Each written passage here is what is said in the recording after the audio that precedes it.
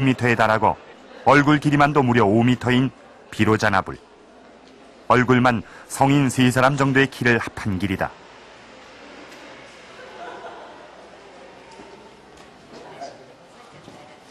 대불전에서는 관광객들이 건물 기둥의 구멍을 기어서 통과하는 모습을 쉽게 볼 수 있다. 동대사 대불전의 크기를 짐작케 하는 모습이다.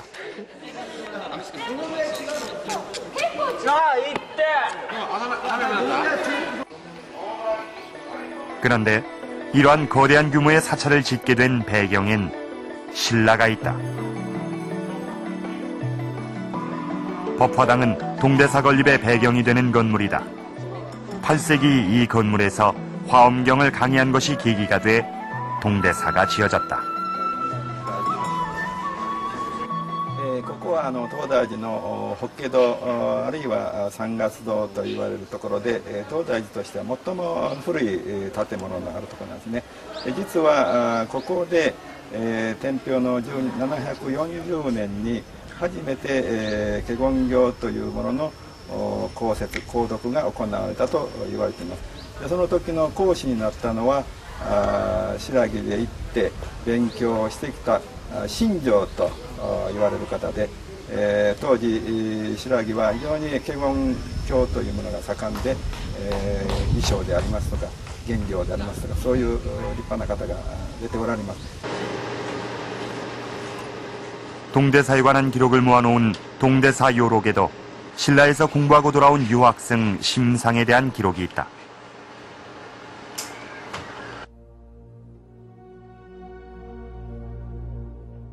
심상은 일본에서 처음으로 화엄경을 강의한 인물이다. 당시 심상에게 화엄경 강의를 요청한 사람은 일본 천황이었다. 성무 천황은 심상에게 3년간 화엄경을 강의하도록 했다. 그리고 일본의 화엄종을 전파시키기 위해 동대사를 조성하고 어마어마한 크기의 대불을 만드는 대역사를 감행했다. 대불의 규모가 어느 정도인지는 대불을 청소하는 모습만으로도 짐작이 가능하다. 그만큼 성무 천황은 신라의 화엄종을 받아들이는 데 적극적이었다. 이렇게 동대사는 신라로부터 화엄종을 받아들여 세워진 사찰이다. 그래서 지금도 동대사는 일본 화엄종의 총본산이다.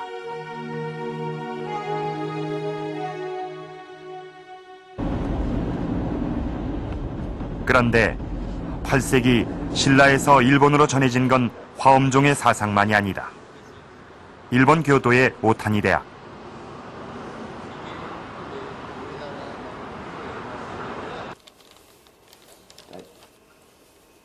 이곳에 판비량론이란 두루마리 책이 하나 보관돼 있다. 일본의 중요 문화재로 지정될 정도로 일본에서 귀중하게 여기고 있는 책이다. 경전이 부처님의 말씀을 그대로 베낀 것이라면 판비량론처럼 론이란 이름이 붙여진 책은 부처님의 말씀을 분석해 놓은 것이다.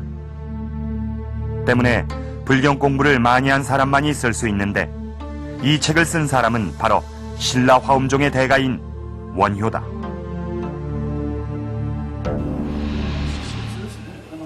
그런데 원효가 쓴 판비량론이 어떻게 일본에까지 전해지게 된 걸까? もともとはこれは日本の写本ではないかというふうに言われていたわけですけども、書体書風などから新羅のものではないかというふうに考えまして、そうすると伝来させたのは誰かというとやはり新書あたりが一番、可能性が高いのではないかというふうに思います。 신라에서 화엄종을 공부했던 심상이 일본으로 돌아올 때 가지고 왔다는 것이다. 그리고 심상에게서 책을 헌납받은 일본 천황은 황후의 도장을 책의 마지막 부분에 찍어 놓았다. 그런데 도장이 찍힌 부분에 눈길을 끄는 것이 있다. 각필 위에 도장을 찍은 흔적이다. 그렇다면 이 각필의 흔적도 신라에서 새긴 것일까? それがかなり古い段階のものであるということが分かったのは一番最後の式後の部分にあります。内家子印という、光明皇后の私の印子印とされているもので、その印鑑が押されている部分にも確筆がございます。でその部分を見ますと印がですね切れてるわけですね。つまり確筆をつけたところがへこんでおりまして、でその上から印を押したために印の種が入らなかった。ということは当然この印が押される以前に確筆があったということになります。 일본 천황이 이 책을 헌납받을 때 이미 책 속엔 각필의 흔적이 있었던 것이다. 그렇다면 판비량론에 새겨져 있는 각필의 흔적들은 이미 신라에서 신라 사람에 의해 새겨졌다는 의미가 된다. 실제 경전에선 고려대장경의 악보에서 본 것과 유사한 선이 그어져 있다.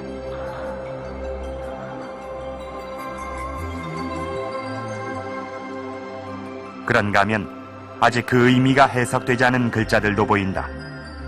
그러나 이 또한 신라 사람들이 남긴 기록인 것만은 분명하다.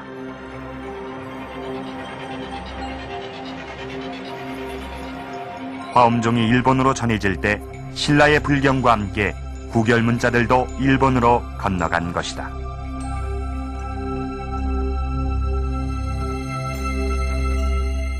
신라의 구결 문자가 일본으로 전해진 건 8세기에서 9세기경입니다. 그럼 일본의 이 히라가나와 가다카나는 9세기에서부터 12세기 사이에 서서히 생겨납니다. 자, 그렇다면 시기적으로 봐서 이 신라의 구결 문자가 일본 문자 제작에 영향을 미쳤을 가능성은 있습니다. 자, 그렇다면 우리나라에서는 어땠을까요? 자, 이 구결 문자와 이 한글과는 아무런 관계가 없었을까요? 이 한글이 창제된 건 1446년 15세기 중엽입니다. 그렇다면 그 이전에 우리의 선조들은 모두 구결 문자를 사용해 왔을 것입니다. 자, 그렇게 오랫동안 사용해 왔던 이 구결 문자가 한글 창제에 어떤 영향을 미쳤을 법도 한데요. 자, 최근에 이 구결 문자와 한글과의 관계에 대한 새로운 주장이 나왔습니다.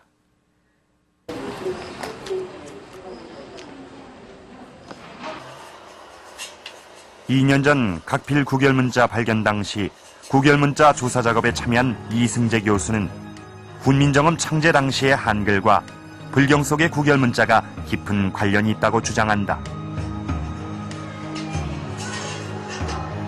제가 그 각필 조사를 처음 하면서 가장 크게 느꼈던 점의 하나는 이 각필에 나오는 여러 가지 부호 글자들이 훈민정음의 글자하고 아주 유사하다는 사실을 발견한 일이었습니다. 한글에서 가장 많이 이용되는 글자는 아레아 글자입니다. 그런데 이 아레아가 각필의 그 점과 그야말로 정확하게 일치하고 모양도 일치하고 가장 많이 또 역시 쓰입니다. 예컨대 이런 문자를 만드는데 혹은 이런 문자를 만들죠. 또 이렇게도 만들고 이렇게도 만들죠. 그런데 이런 네 가지 글자가 역시 각필에서도 그대로 발견이 된다는 사실입니다. 아, 어, 오, 우. 훈민정음에 기록되어 있는 모음 기본자는 천지인 이 세 글자다.